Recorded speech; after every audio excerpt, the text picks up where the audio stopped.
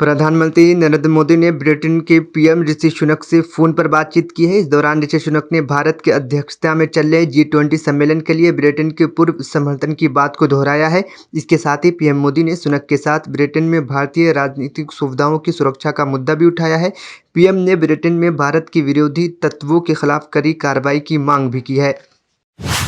विधानसभा चुनाव से ठीक पहले कर्नाटक में 4% मुस्लिम आरक्षण खत्म किए जाने के मामले में सुप्रीम कोर्ट ने अहम टिप्पणी की है। इस बयान से कर्नाटक की विश्वराज बोम्मई सरकार को झटका लग सकता है। सुप्रीम कोर्ट ने कहा है कि राज्य सरकार का फैसला बिल्कुल गलत धारणा पर आधारित है।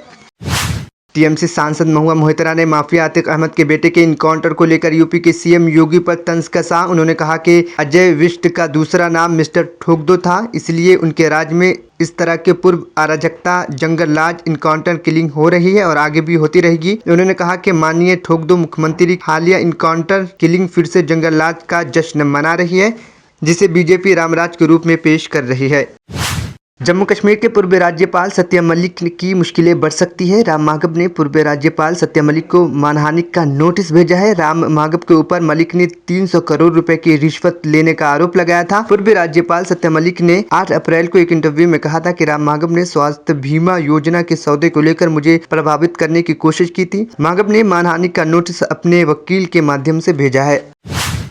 एआईएमआईएम चीफ और हैदराबाद के सांसद असदुद्दीन ओवैसी ने असद इनकाउंटर पर तीखी प्रतिक्रिया दी है। उन्होंने कहा है कि बीजेपी मजहब के नाम पर इनकाउंटर करती है। कोर्ट और जज किस लिए है? अदालतों को बंद कर दो। क्यों बीजेपी वाले जुनैद और नासिर के मारने वालों को भी गोली मारेगी? नहीं, क्योंकि ये मजहब के नाम पर इनकाउंटर करती है। असदुद्दीन ओवैसी ने कहा कि ये इनकाउंटर नहीं है, कानून की धज्जियां उड़ रही है। अगर तुम फैसला करोगे कि गोली से इंसाफ करोगे तो फिर अदालतों को बंद कर दो।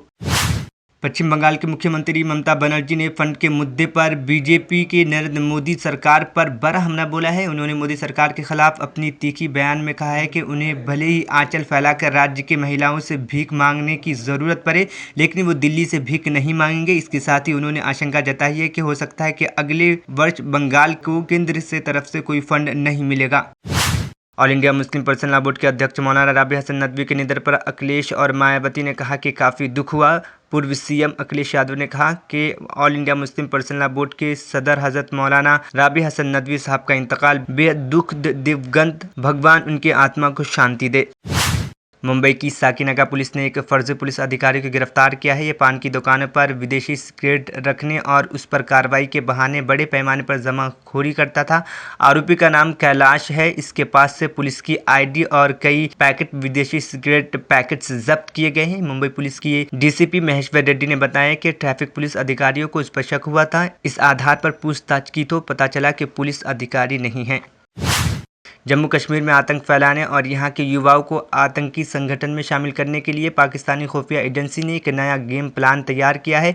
इस गेम प्लान में पाकिस्तान के आतंकी संगठन साथ दे रही है। आईएसआई और आतंकी संगठन पाकिस्तान में बैठे ऐसे परिवारों को संपर्क में ले रही है जिनका कोई ना कोई रिश्तेदार या जान पहचान वाले जम्मू कश्मीर में रहता है। दरअसल इसके पीछे मकसद ये है कि इन लोगों के जरिए जम्मू कश्मीर के युवाओं तक पहुँचा जा सके और उन्हें आतंकी संगठन के लिए काम करने के लिए आसानी से प्रेरित किया जाए।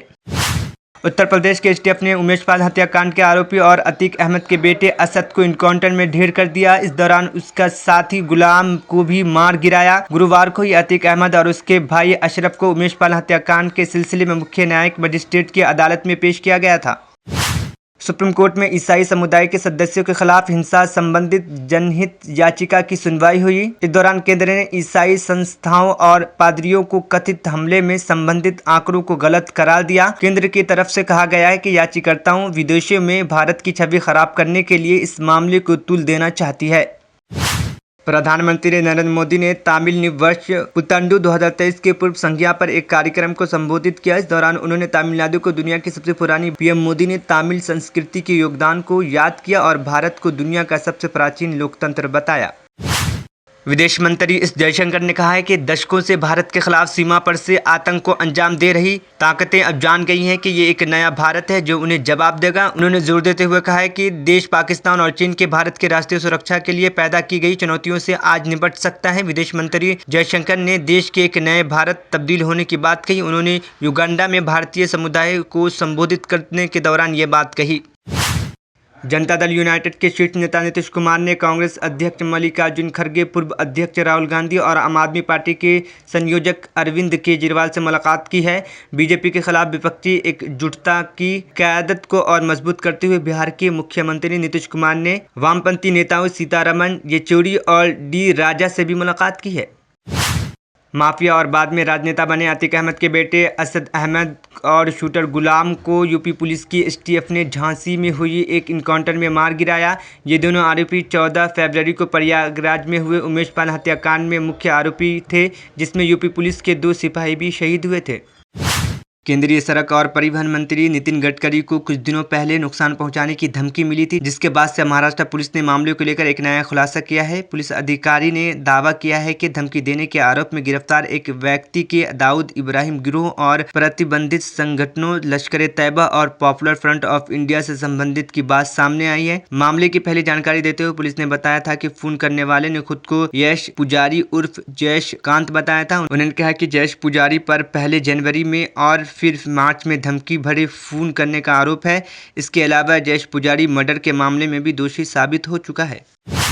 शिवसेना नेता आदित्य ठाकरे के एक बयान से महाराष्ट्र में राजनीतिक गर्मा गई। आदित्य ठाकरे ने दावा किया है कि महाराष्ट्र के मुख्यमंत्री एकनाथ शिंदे ने जून 2022 में पार्टी से बगावत करने से पहले उनके घर पर आए थे और उन्हें रोते हुए कहा था कि अगर बीजेपी में शामिल नहीं हुए तो केंद्रीय एजेंसी उन्हें गिरफ्तार कर लेगी। आदित्य ठाकरे के बयान पर एकनाथ शिंदे ने पलटवार किया है। उन्होंने आदित्य ठाकरे की उम्र को लेकर तंज कसा है।